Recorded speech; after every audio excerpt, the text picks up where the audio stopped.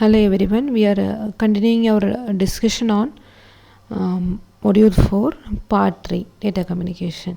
So far in this module 4 is particularly dealing with the multiplexing technique. So how we are able to combine different signals into a common one. Okay, so we have majorly two approaches.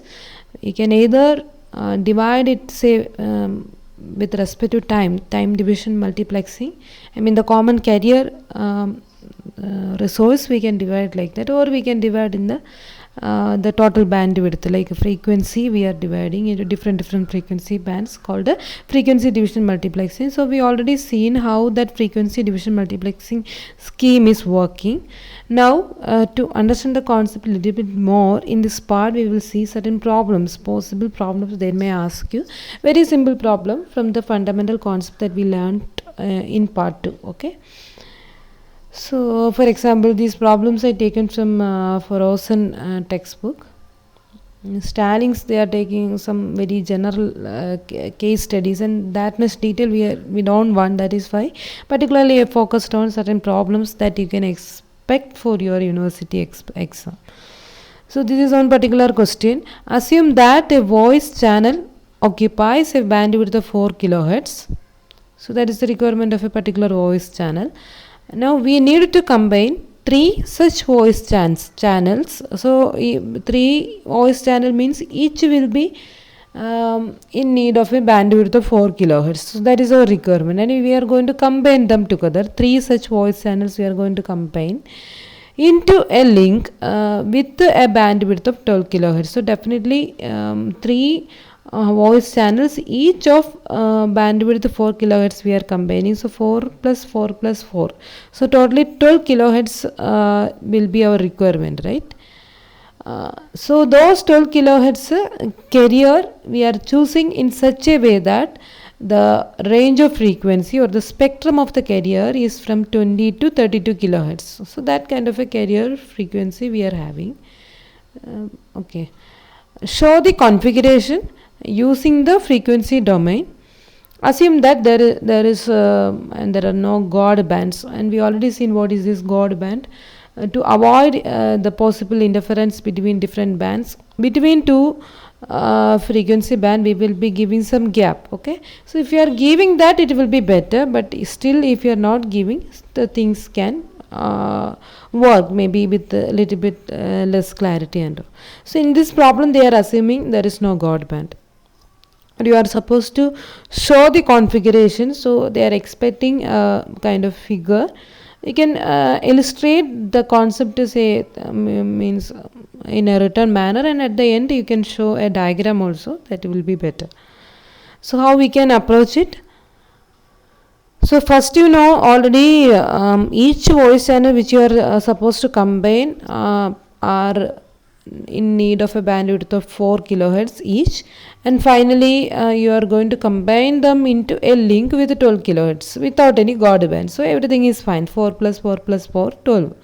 But the thing is that the carrier which you are using is having frequency spectrum from 20 to 32 kilohertz. Okay, so original channel, assuming that it is having frequency say vary from 0 to 4 kilohertz, let it be the range 0 to 1, 1 to 2, 2 to 3, 3 to 4, like that. So 4 kilohertz frequency we are taking the range as 0 to 4. So as a reference, that is supposed to be been shifted to this 20 to 32 kilohertz range. Okay, so that is our first step. So we shift. How we will be shifting?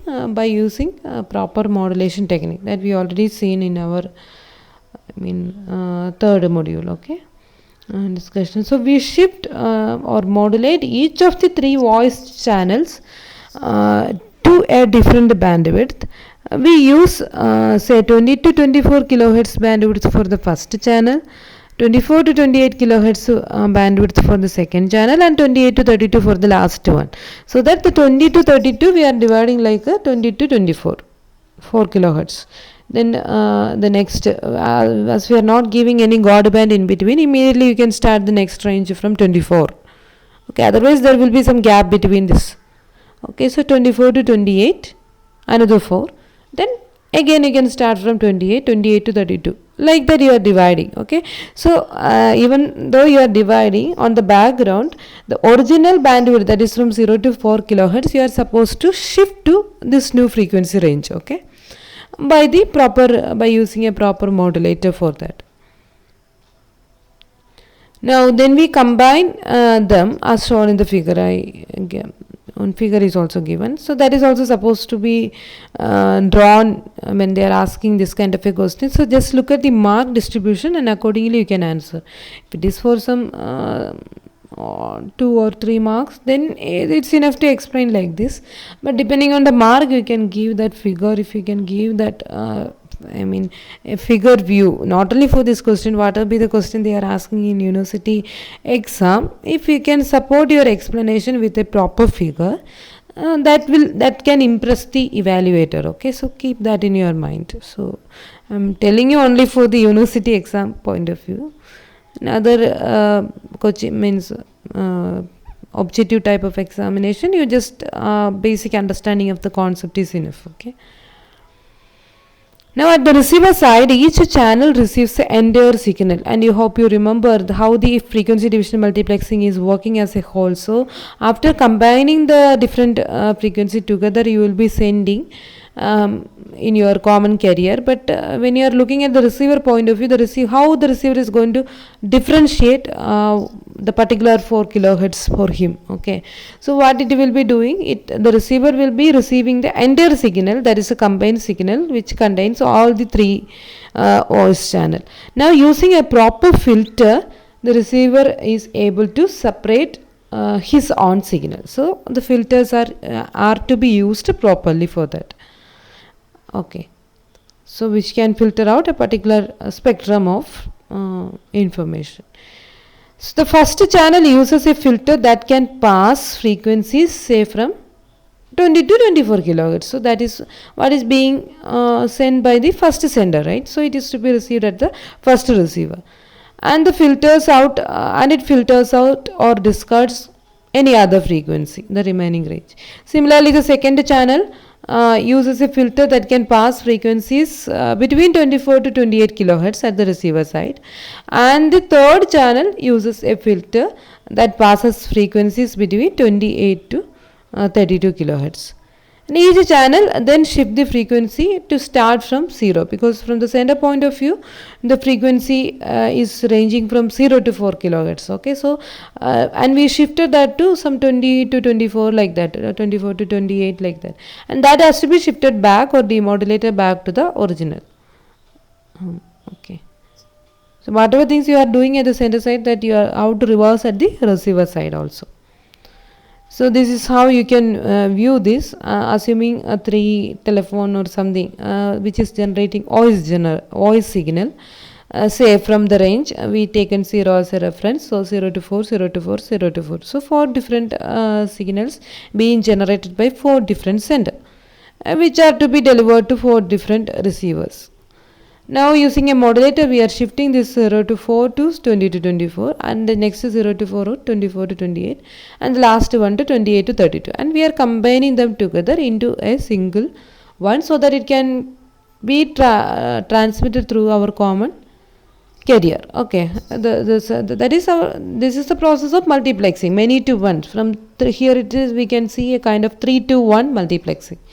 If you look at the receiver, this common one is coming, that is 1 is divided into 3 properly. So 1 to 3 demultiplexer. Here at the center side you can see a 3 to 1 multiplexer, and this is the overall diagram of the multiplexer. So modulator will be there, the one who is combining all the signals will be there. So shift and combine block, and this is our multiplexing part at the center side. Okay, now see, there is no guard band between the signal. Now it will be traveling through our common carrier, so which is of spectrum 20 to 32 hertz. It's kilohertz. Okay, 20 to 32 kilohertz range. Now when it is reaching at the receiver side, this will be, so here just like combining, here there is no division process. Simply what is received by the receiver, the same thing will be distributed, simply shared to the into three parts. Okay, I mean towards three destination. Now see, this entire thing is coming here.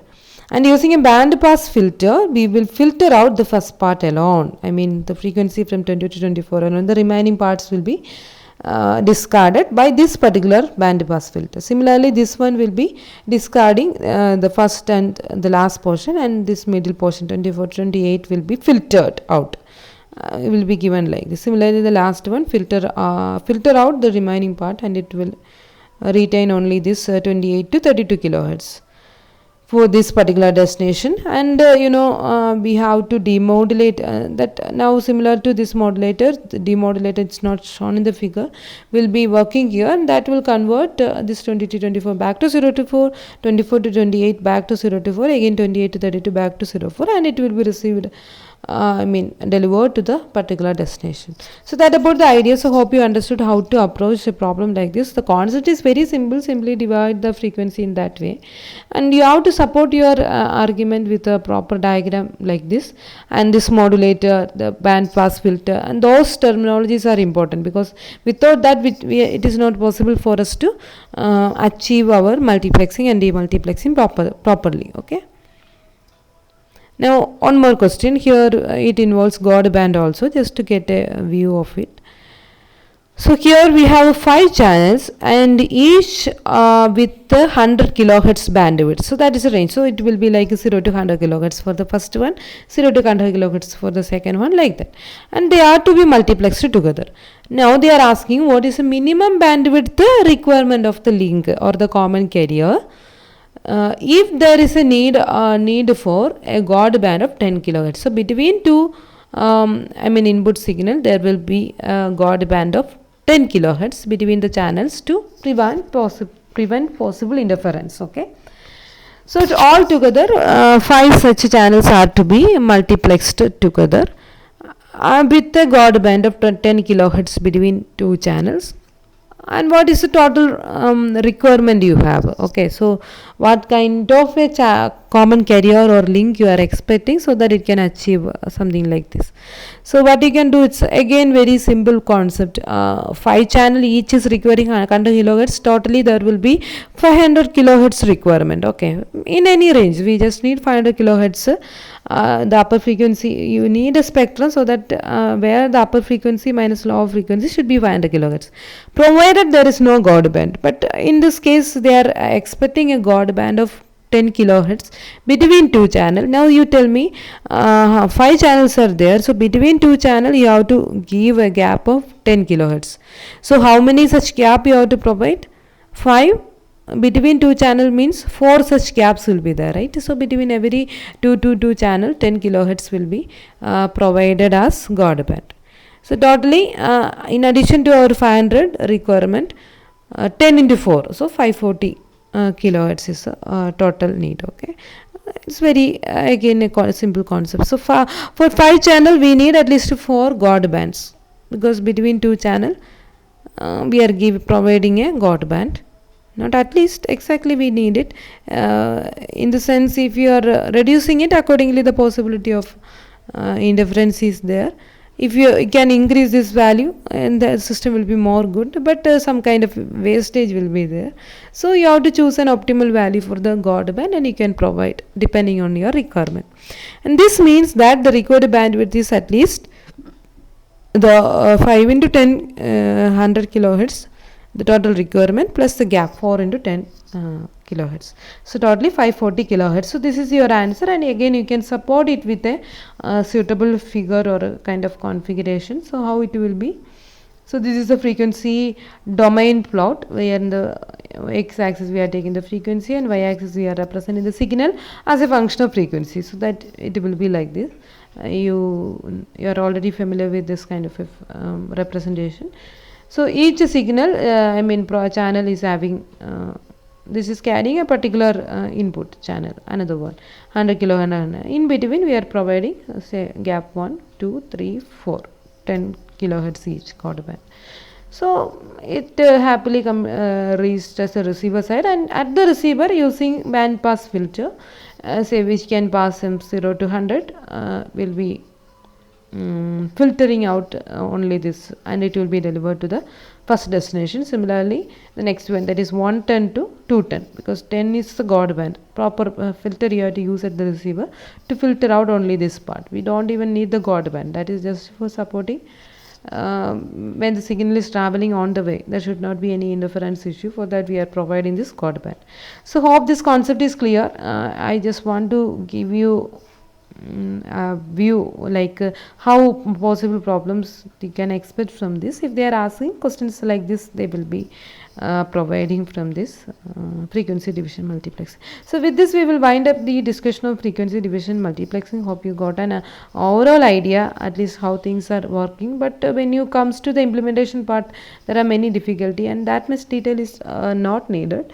Simply understand that the devices like a filter, modulator, some kind of a signal combining module, everything is involved in this process, and how the total link capacity is being shared in this kind of a multiplexing technique. Okay, so that about this. Now after this we will move on to the variation, slight variation of this frequency division multiplexing, where we are dealing with the wavelength. So that is what is called a wavelength division multiplexing, and after that we will move on to the time division multiplexing concept.